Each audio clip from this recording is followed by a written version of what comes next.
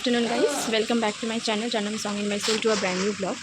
তো নিউ তো অবশ্যই দেখো কী অবস্থা রাস্তাঘাটের।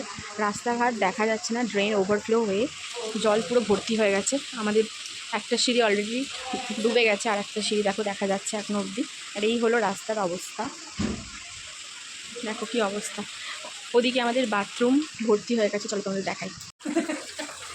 এই হলো আমাদের বাথরুম, পুরো ভর্তি হয়ে গেছে, দেখো উঠে গেছে জল, এখানে এই যে জল উঠে গেছে। এই যে দেখো পেছনের কী অবস্থা, পুরো পুকুরের জল উঠে পায়খানা বাথরুমে একদম ভর্তি হয়ে গেছে। এবার চলো তোমাদের সিঁড়ির তলাটা দেখাই।